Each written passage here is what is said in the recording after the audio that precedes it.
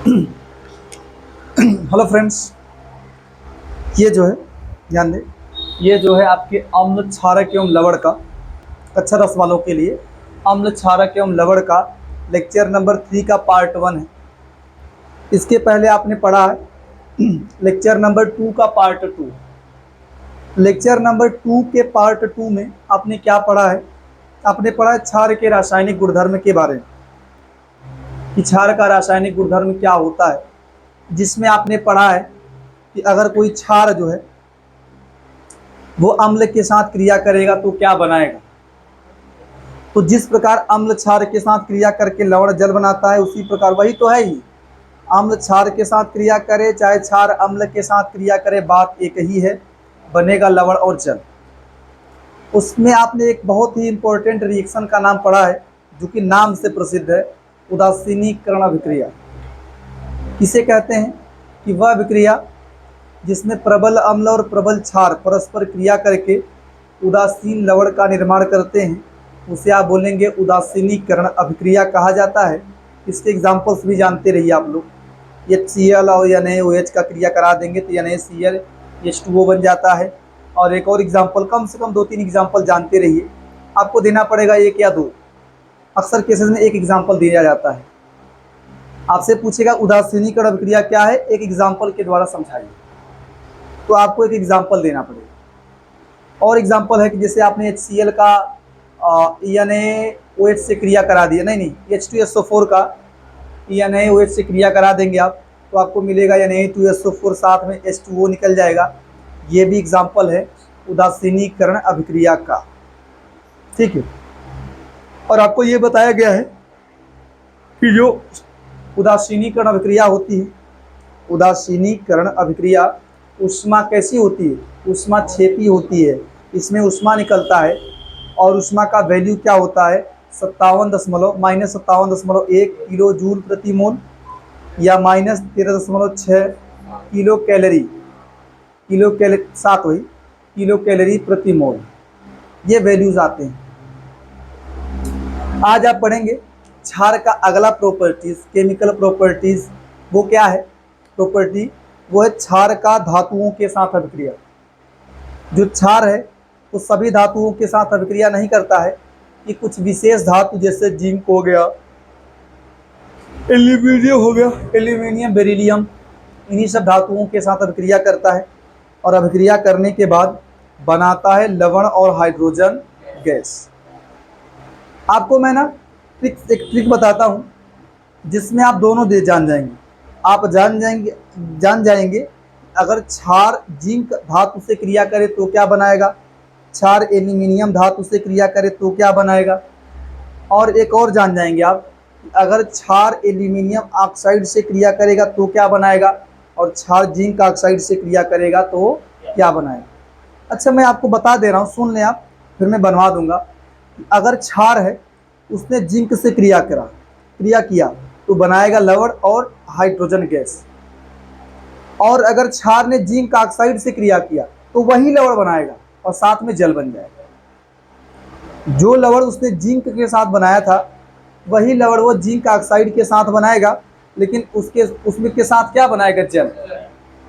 वैसे ही क्षार एल्यूमिनियम धातु के साथ क्रिया करके जो लवण बनाएगा और H2 गैस निकालेगा। और क्षार एल्यूमिनियम ऑक्साइड के साथ क्रिया करके भी लवण बनाएगा लेकिन जल निकालेगा। एल्यूमिनियम धातु से क्रिया करेगा क्षार तो लवण और हाइड्रोजन गैस, एल्यूमिनियम ऑक्साइड से क्रिया करेगा तो लवण और जल, ठीक है। आप ध्यान दें कि क्षार एल्यूमिनियम धातु या एल्यूमिनियम ऑक्साइड से जो क्रिया करेगा, क्रिया करने के बाद जो लवण बनाता है वो सेम है, लवण समान है। तो आपके पास तरीका क्या है पता है?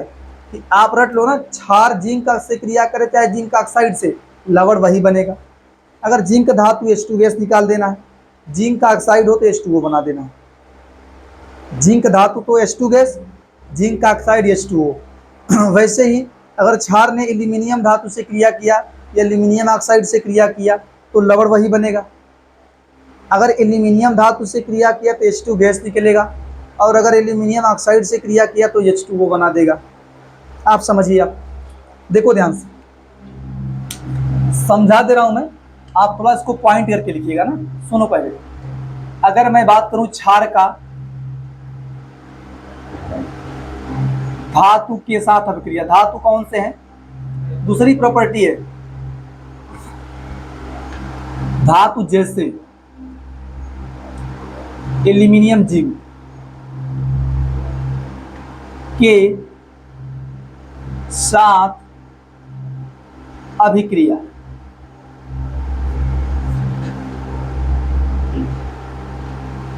और मैं दूसरा बात करूं, अगर आपने क्षार की क्रिया आप करा दें धातु ऑक्साइड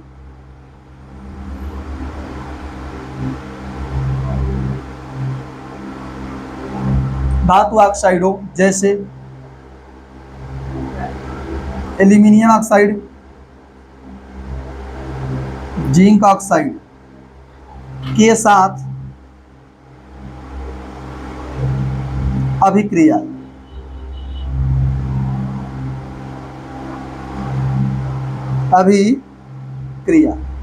अच्छा मैं बता दूं आपको, सुन ले आप लोग। अगर आप क्षार की क्रिया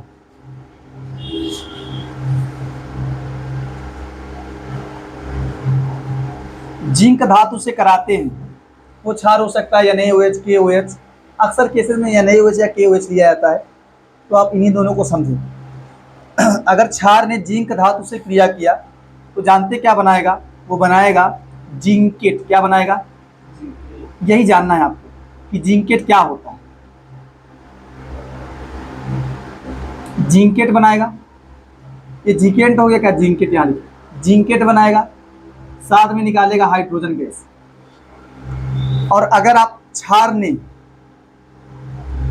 एल्यूमिनियम धातु से क्रिया किया तो एल्यूमिनियम धातु से क्रिया करने के बाद बनाएगा मेटा एल्यूमिनेट। क्या बनाएगा, वही आप जानेंगे कि मेटा एल्यूमिनेट क्या है। ठीक है, यहां अगर बात करेंगे, अगर क्षार ने जिंक ऑक्साइड से क्रिया किया तो बनाएगा जिंकेट। क्या बनाएगा, और साथ में H2। और अगर क्षार ने एल्यूमिनियम ऑक्साइड से क्रिया किया तो बनाएगा मेटा एल्यूमिनेट। क्या बनाएगा,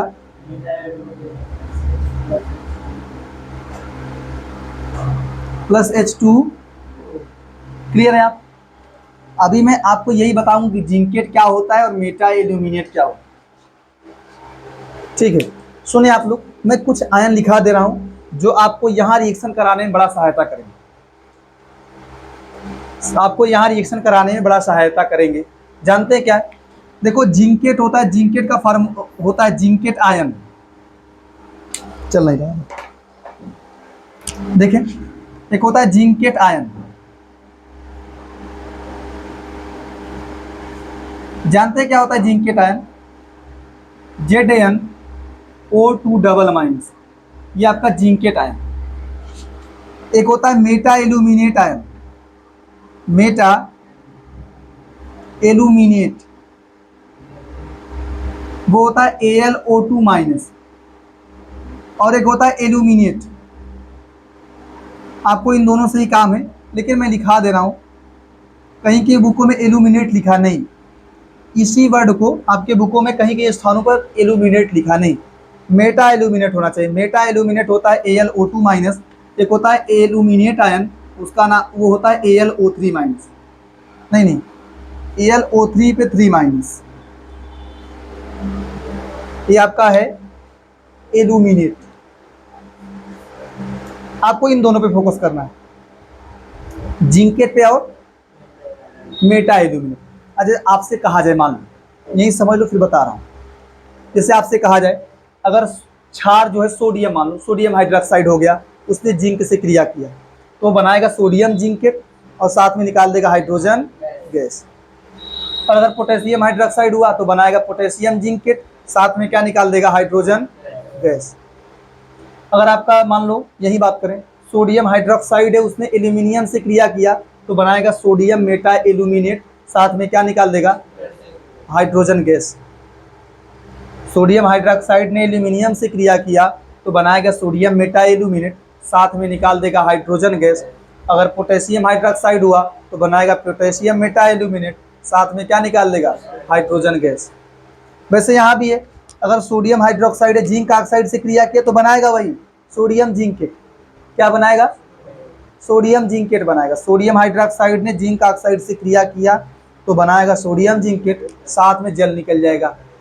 पोटेशियम हाइड्रोक्साइड ने अगर जिंक ऑक्साइड से क्रिया किया तो बनाएगा पोटेशियम जिंकेट, साथ में H2O। हाइड्रोजन के स्थान पे क्या बनेगा, H2O। तो आप थोड़ा सा मैं बना दे रहा हूँ, आपसे अगर बोले कि सोडियम जिंकेट की बात कर रहा है, किसकी बात कर रहा है, सोडियम जिंकेट, तो जानते क्या बनाएंगे, आप लिखेंगे सोडियम पे 1 प्लस होता है और ZnO2 डबल माइनस, क्या बनेगा, Na2, देखो 2 से गुणा यहाँ होगा, Na2 ZnO2, Na2, हाँ इस ये 2 है ना, ये 1 है, 1 से इधर गुणा 2 से इधर, तो क्या मिलेगा, Na2। अगर आपसे कहे पोटेशियम जिंकेट, ऐसे बना देंगे K2ZnO2, K2Zn, तो बना लेंगे आप। अगर आपसे कहा जाए चलो कैल्शियम जिंकेट, कैल्शियम जिंकेट, हाँ ZnO2, जिंकेट ZnO2 है ही, ZnO2 डबल माइनस, इसका क्या लिखेंगे, Ca डबल प्लस और ZnO2 double minus, plus minus बराबर है, समझ पा रहे हैं। ये आपका सोडियम जिंकेट है, पोटेशियम जिंकेट, मैं थोड़ा सा बनवा रहा हूँ, चलो वैसे ही हो जाएगा। अच्छा calcium zincate, sodium zincate, calcium zincate. मैं बात करूँ मेटा एल्यूमिनेट की, मान लीजिए आपसे कहा जाए मेटा एल्यूमिनेट, इधर तो लाइट नहीं आ रहा ना, इसमें लाइट आ रहा है।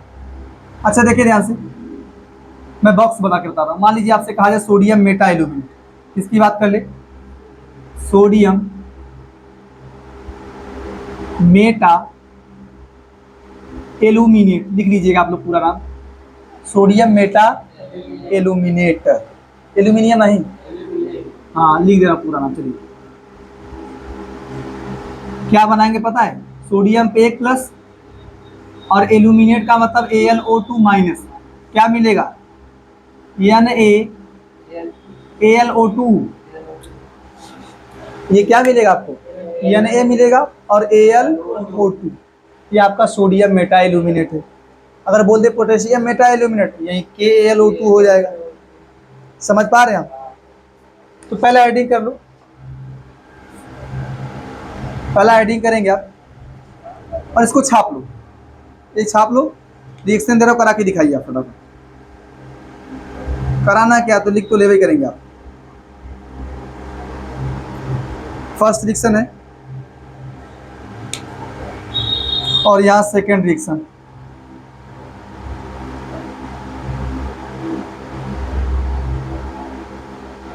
ठीक है,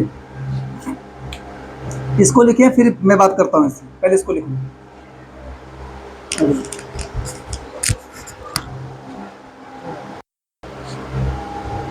अच्छा देखिए ध्यान से,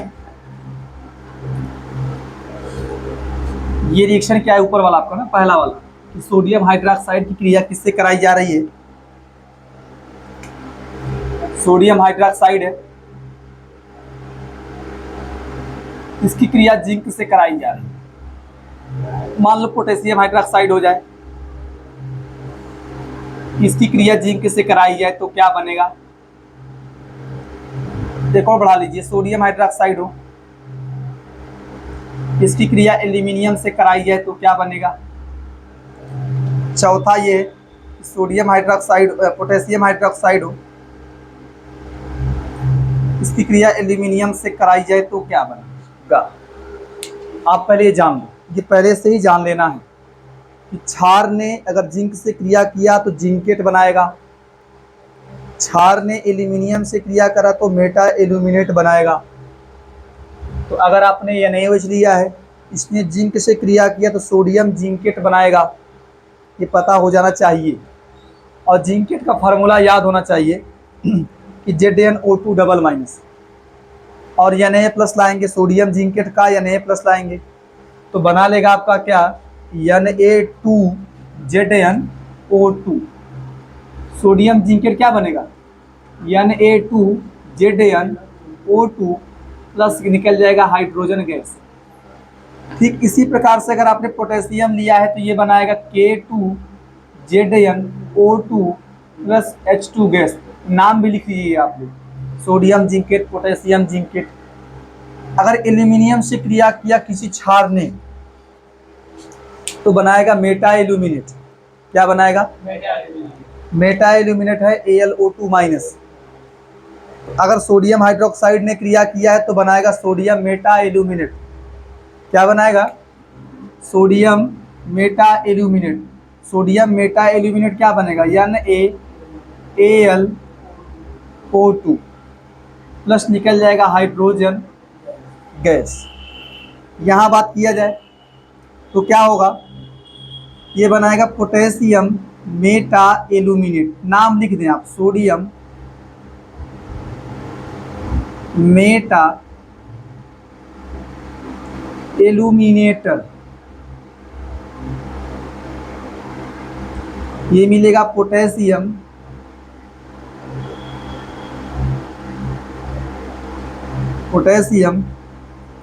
मेटा एल्यूमिनेटर। इसके बाद जैसा रिएक्शन आपने वहां कराया है ठीक उसी प्रकार से रिएक्शन यहाँ होगा, ठीक उसी प्रकार से रिएक्शन यहाँ भी होगा।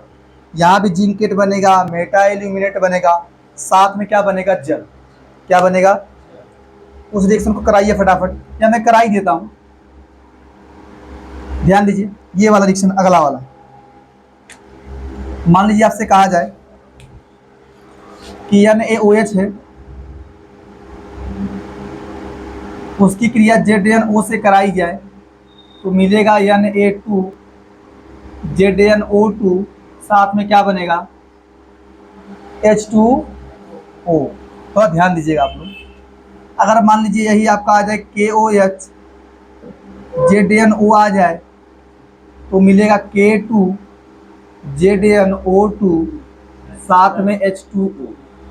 अगर मैं अगला प्रोसेस बात करूं, अगर NaOH हो, इसकी क्रिया एल्यूमिनियम ऑक्साइड से कराई जाए तो मिलेगा NaAlO2 साथ में H2O।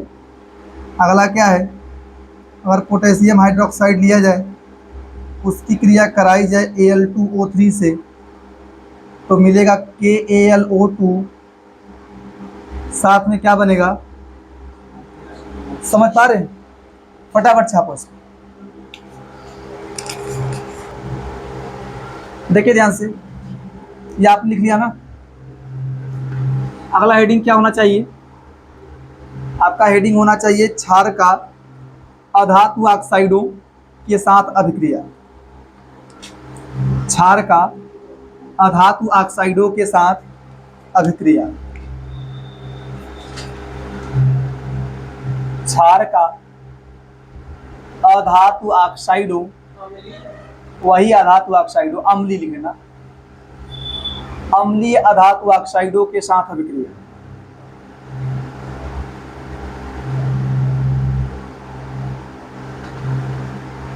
अधातु ऑक्साइडों के साथ अभिक्रिया।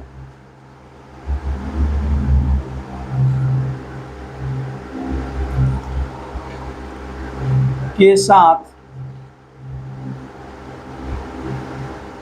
अभिक्रिया। अच्छा समझे आप लोग। देखो आपने देखा है जो एल्यूमिनियम ऑक्साइड है, जिंक ऑक्साइड है, इसने अम्लों से भी क्रिया किया है, अम्लों से भी क्रिया किया है। मैं ऐसे बता सकता हूँ आपको कि मान लीजिए एल्यूमिनियम ऑक्साइड क्रिया HCl से कराई जाए तो ये बनाता है एल्यूमिनियम क्लोराइड AlCl3 और साथ में निकालता है जल। एल्यूमिनियम ऑक्साइड की क्रिया HCl से कराएंगे आपको मिलेगा AlCl3 और साथ में क्या मिलेगा, जल H2O। और अगर आपने जिंक ऑक्साइड की क्रिया HCl से कराई तो बनाएगा जिंक क्लोराइड ZnCl2 साथ में जल। अम्ल से क्रिया किया और ये क्रिया क्षार से भी कर सकता है कि अगर आपने जिंक ऑक्साइड की क्रिया NaOH से करा दी तो मिलेगा सोडियम जिंकेट और साथ में H2O। अगर आपने NaOH की क्रिया एल्यूमिनियम ऑक्साइड से करा दी तो आपको क्या मिलेगा, NaOH की क्रिया किससे करा दी, एल्यूमिनियम ऑक्साइड से, तो आपको मिलेगा सोडियम मेटा एल्यूमिनेट NaAlO2 साथ में क्या मिलेगा, जल। तो ZnO और Al2O3 जैसे धातु ऑक्साइड अम्ल और क्षार दोनों के साथ क्रिया कर लेते हैं और दोनों के साथ क्रिया करके लवण और जल बनाते हैं, इसीलिए इन्हें क्या कहा जाता है, उभयधर्मी ऑक्साइड। उभयधर्मी ऑक्साइड क्या है, परिभाषा देंगे आप कि जो धातु ऑक्साइड अम्ल और क्षार दोनों के साथ क्रिया करके लवण और जल बनाए, उभयधर्मी ऑक्साइड कहा जा सकता है। आप 4 रिएक्शन रट लो कि NaOH की क्रिया अगर आपने जिंक ऑक्साइड से कराया तो क्या बनेगा, NaOH की क्रिया अगर आपने Al2O3 से कराया तो क्या बनेगा, और फिर HCl की क्रिया AlCl3 से कराया तो Al2O3 से कराया, एल्यूमिनियम ऑक्साइड से कराया तो क्या बनेगा, HCl की क्रिया आपने जो है ZnO से कराया तो क्या बनेगा। अम्ल और क्षार दोनों के साथ इसका रिएक्शन थोड़ा याद कर लीजिए आप। इसके बाद आप आएंगे इस पॉइंट पे, इसका नाम क्या है कि क्षार का अधातु ऑक्साइड हो। जानते हैं अधातु ऑक्साइड में क्या क्या पड़ेगा, जैसे में हाँ, जैसे CO2, SO2, SO3, ETC के साथ अभिक्रिया। अगर आपने, बता रहा हूं मैं आपको, अगर आपने क्षार की क्रिया SO2 से करा दिया तो आपको मिलता है कार्बोनेट। क्या मिलता है, कार्बोनेट और जल। कार्बोनेट और रट लीजिए, जैसे आपने सोडियम हाइड्रोक्साइड की क्रिया CO2 से करा दिया तो आपको मिलेगा सोडियम कार्बोनेट और जल। अगर आपने क्षार की क्रिया SO2 से करा दिया तो आपको मिलेगा सल्फाइड। जानते क्या है सल्फाइड, सल्फाइड का फार्मूला है SO3 डबल माइनस और कार्बोनेट होता है CO3 डबल माइनस। सल्फेट क्या होता है, SO4 double minus. Sulphide SO3 double minus, carbonate CO3 double minus और सल्फेट SO4 डबल माइनस। ठीक है, तो आप थोड़ा याद कर लो कि क्षार ने अगर CO2 से क्रिया किया तो कार्बोनेट और जल बनाएगा, क्षार ने SO2 से क्रिया किया तो सल्फाइड और जल बनाएगा। अगला क्या है, अगर क्षार ने SO3 से क्रिया कर लिया तो बनाएगा सल्फेट। क्या बनाएगा, धातु सल्फेट बनेगा और जल धातु सल्फेट बनाएगा। आप लिख सकते हैं धातु कार्बोनेट, यहाँ धातु सल्फाइड कह सकते हैं, यहाँ धातु सल्फेट कह सकते हैं कि जिस धातु का क्षार लेंगे उसी धातु का अगर CO2 से कराएंगे तो उसी का कार्बोनेट बनेगा। जिस धातु का क्षार लेंगे अगर SO2 से कराया जाएगा तो उसी धातु का सल्फाइड बनेगा। अगर क्षार की क्रिया किसी धातु का क्षार है, मान लो NaOH KOH, सब क्षार तो है, क्षार ही है, अगर इनकी क्रिया आपने SO3 से करा दिया तो सल्फेट बनाएगा। जैसे एग्जांपल देख लो, जैसे मैं बोल दूं NaOH, इसकी क्रिया CO2 से होगा तो क्या बनाएगा, आपको मिलेगा सोडियम कार्बोनेट। क्या मिलेगा, फार्मूला याद होना चाहिए या बना सकते हैं सोडियम कार्बोनेट को आप, Na plus CO3 double minus बनेगा Na2CO3। सोडियम कार्बोनेट आपको याद होना चाहिए कि अगर आपने सोडियम हाइड्रोक्साइड से क्रिया सोडियम हाइड्रोक्साइड की क्रिया CO2 से कराई तो आपको मिलेगा सोडियम कार्बोनेट, साथ में क्या निकलेगा, जल। अगर आपने, दूसरा रिएक्शन है, अगर आपने मैग्नीशियम हाइड्रोक्साइड लिया तो क्या बनेगा, मैग्नीशियम कार्बोनेट। क्या बनेगा, और जल। अगर आपने कैल्शियम हाइड्रोक्साइड लिया, आपके बुक में यही रिएक्शन दिया है, तो बनेगा कैल्शियम कार्बोनेट, साथ में क्या बनेगा, जल। फटाफट लिखिए, मैं लिख के दे रहा हूँ, आप करा के दिखाओ। मैं कुछ रिएक्शंस दे रहा हूँ, आप करिए। जाने चलेंगे।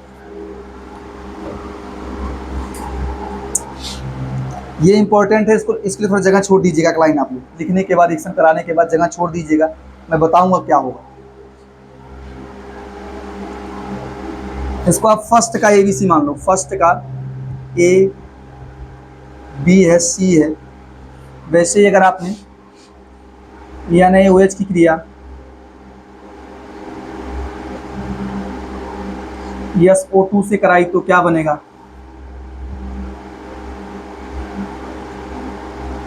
CaOH होल ट्वाइस की क्रिया आपने करा दी SO2 से।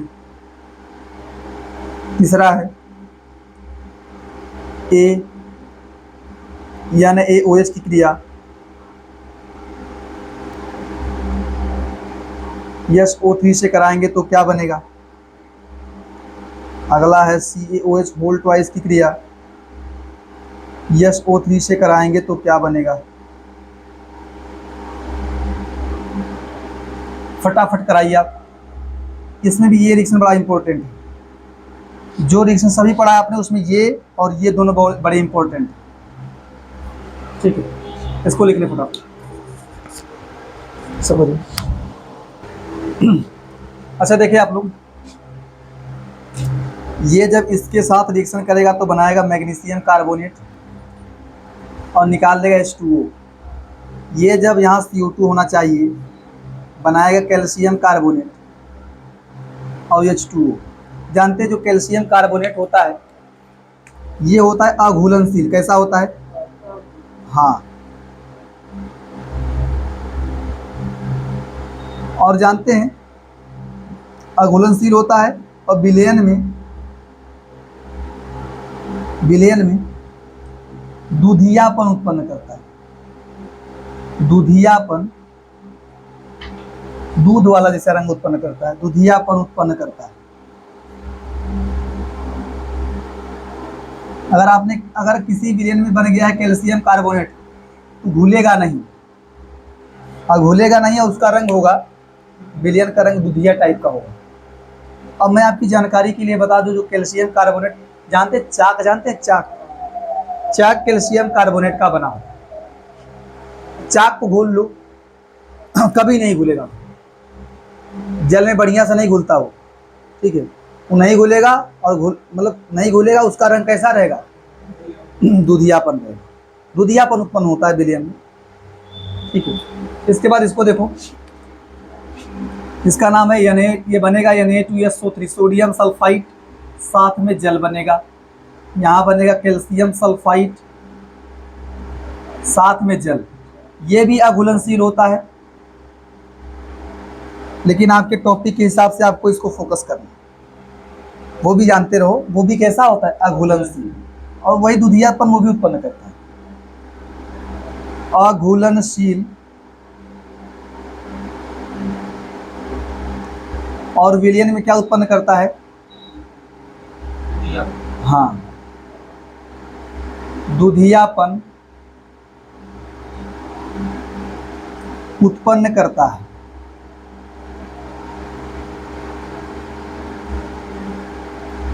विलयन में दूधियापन उत्पन्न करता है। अगर किसी विलयन में कैल्शियम सल्फेट बन गया, सल्फाइट, वो सल्फाइट है, कैल्शियम सल्फाइट बन जाता है तो वो भी विलयन में क्या उत्पन्न करता है? दूधियापन उत्पन्न करता है। हाँ, मैं अगर इसकी बात करूं तो ये आपका बनाएगा सोडियम सल्फेट, साथ में निकाल देगा जल। ये बनाएगा कैल्शियम सल्फेट, साथ में जल। कुछ पॉइंट आप जानते रहो कि कैल्शियम कार्बोनेट, कैल्शियम सल्फाइड, ये सब क्या होते हैं? अघुलनशील होते हैं। अघुलनशील। इसका मैं एक इंपॉर्टेंट रिएक्शन करा रहा हूँ, आपके बुक में दिया है, इस वजह से मैं इस पर थोड़ा फोकस ज़्यादा करूँगा। इससे संबंधित एक रिएक्शन आपके बुक में है। अगर आपसे कहा जाए, सुनो, अगर आपसे कहा जाए कि अगर कैल्शियम हाइड्रोक्साइड की क्रिया CO2 से कराएंगे तो आप बना दीजिएगा कैल्शियम कार्बोनेट। क्या बना देंगे आप? सुनो आप लोग, बहुत नोट पॉइंट है कि अगर कैल्शियम हाइड्रोक्साइड की क्रिया, सुन लो पहले, CO2 से कराई जाए तो सीधा क्या बनाएंगे आप? कैल्शियम कार्बोनेट, ये बना देंगे। और ये कैसा बनेगा? अघुलनशील। अघुलनशील, क्या दूधिया कलर होता है ना, अघुलनशील कैल्शियम कार्बोनेट बनेगा। लेकिन अगर आपने, सुन लो ध्यान से, अगर आपने कैल्शियम हाइड्रोक्साइड की क्रिया CO2 के आधिक्य से करा दी, मतलब CO2 बहुत ज्यादा हो, CO2 के आधिक्य से करा देंगे ना, आपको सीधा जानते हैं क्या मिलता है, आपको मिलता है कैल्शियम बाइकार्बोनेट। क्या बनता है? अब कैसे बनता है समझा रहा हूं मैं। ये बनता है कैल्शियम बाइकार्बोनेट, HCO3 का होल ट्वाइस, कैल्शियम बाइकार्बोनेट इसका नाम है, कैल्शियम बाइकार्बोनेट बनता है। और साथ में कुछ नहीं निकलता, कैल्शियम हाइड्रोक्साइड की क्रिया CO2 के आधिक्य में कराएंगे तो कैल्शियम बाइकार्बोनेट बनता है, जो कि होता है घुलनशील। कैसा होता है? तो आप कुछ जानते रहिए, कुछ वर्ड आप जानते रहिए। कैल्शियम बाइकार्बोनेट जल में घुलनशील होता है, ये बनता कैसे, अगर वो आपको जानना हो तो ये रिएक्शन ना, पहले देखो सीधा ये नहीं बनता है, पहले वही होता है कि कैल्शियम हाइड्रोक्साइड इसी का या है, चाहे ये सीधा बनाओ चाहे आपका मन कैल्शियम हाइड्रोक्साइड का रिएक्शन पहले आप CO2 से कराइए, CO2 ज़्यादा है, शुरू में जब CO2 क्रिया करता है तो बनाता वही है CaCO3 और साथ में क्या बनाता है? जल। लेकिन CO2 ज़्यादा है तो CO2 ये जो बना है ना, ये तो अघुलनशील है। कैसा है? अघुलनशील। तो क्या करता है CO2 ना, इससे फिर से क्रिया करता है, जो ये बना है इस पूरे के साथ फिर से कौन क्रिया करता है? CO2। और CO2 जब इनसे क्रिया करता है तो बनाता है कैल्शियम बाइकार्बोनेट, ये घुलनशील होता है, कैल्शियम बाइकार्बोनेट। इसके लिए ये तो लिख लिया आप लोगों ने, ये वाला हो गया कि नहीं हुआ है? क्या लिख लीजिए फटाफट, अच्छा लिखो, लिखो फटाफट लिखो, तुम बताओ कुछ लिखो। देखो ये क्या है, ये है घुलनशील होना चाहिए। और देखो मेन आपका यही रटना है, कैल्शियम हाइड्रोक्साइड अगर CO2 एक्सेस में है, आधिक्य में है, एक बार क्रिया करेगा फिर बचा हुआ CO2 फिर से क्रिया करेगा तो आपका वो बनता है, या सीधा वही बना दो। ठीक है। हाँ, मैं आपको यहाँ के लिए एक रिएक्शन बता रहा हूँ कि कभी भी अगर कार्बोनेट है, धातु का कार्बोनेट है, धातु का क्या है, काफी हेल्प करेगा आपको, धातु का कार्बोनेट है, उसकी क्रिया CO2 से और जल से कराई जाए, या ऐसा लिखो H2O और CO2 से कराई जाए। धातु कार्बोनेट की क्रिया H2O और CO2 से कराई जाए तो जानते हैं क्या बनता है? आपको मिलता है धातु बाइकार्बोनेट। क्या मिलता है? हाँ, आपको मिलता है धातु बाइकार्बोनेट, या आधुनिक भाषा में कह सकते हैं धातु हाइड्रोजन कार्बोनेट। क्या कह सकते हैं आप? Hydrogen carbonate. ठीक है। अब देखो कोई भी रिएक्शन हो जाए, जैसे मान लीजिए वही ऊपर करा लो कि कैल्शियम कार्बोनेट है, उसकी क्रिया H2O और CO2 से कराई गई तो क्या मिला आपको? कैल्शियम बाई, हाँ, आपको मिला है कैल्शियम बाइकार्बोनेट। भाई HCO3 माइनस होता है, बाइकार्बोनेट क्या होता है? HCO3 minus. अगर आपने इसकी क्रिया कैल्शियम से करा दी तो 2 से इधर गुणा होगा तो मिल जाएगा आपको CaCO3 होल ट्वाइस। हाँ ठीक है।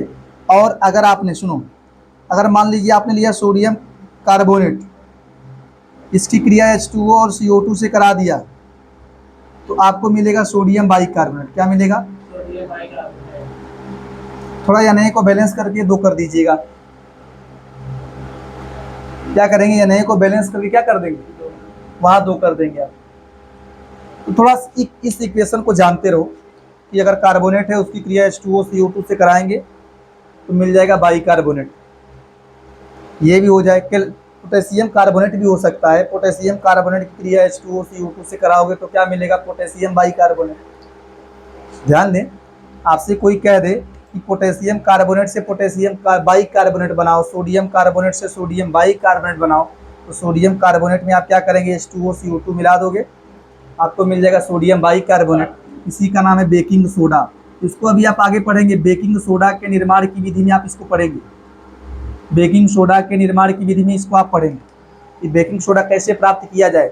एक स्टेप है कि सोडियम कार्बोनेट के जलीय विलयन में CO2 गैस प्रवाहित कर दें। सोडियम कार्बोनेट के जलीय विलयन में, ये जलीय विलयन बोल देंगे, ठीक है, CO2 गैस प्रवाहित कर देंगे तो क्या मिलता है? ऐसे मिल जाएगा। आपको पढ़ाऊंगा अभी आगे में। आप ऐसे ही यहाँ पोटेशियम कार्बोनेट भी ले सकते हैं। हालांकि इस रिएक्शन का खास यूज़ नहीं है। आपको सबसे ज़्यादा यूज़ इन दोनों रिएक्शन का है। एक यहाँ पे यूज़ हुआ है और एक आगे यूज़ होगा। ये दोनों, एक ये और एक ये। पोटेशियम कार्बोनेट की क्रिया H2O CO2 से कराई जाए तो आपको मिलता है पोटेशियम बाइकार्बोनेट KHCO3। थोड़ा इसको 2 कर दीजिएगा। समझ पा रहे हो आप लोग ना कि कार्बोनेट की क्रिया CO2 H2O से कराएंगे तो बाइकार्बोनेट मिलेगा, और हाइड्रोक्साइड की क्रिया CO2 से कराएंगे तो कार्बोनेट मिलेगा। अगर आपने हाइड्रोक्साइड लिया है उसकी क्रिया किससे करा दो? CO2 से, तो क्या मिलेगा? कार्बोनेट। कार्बोनेट याद होना चाहिए। कम से कम आपके लिए 10 के लिए आप कार्बोनेट को और ये याद करो। CO2 अगर SO2 का नहीं याद है तो कोई बात नहीं कि सोडियम हाइड्रोक्साइड की क्रिया SO2 से कराएंगे तो क्या बनेगा, SO3 से कराएंगे तो क्या बनेगा।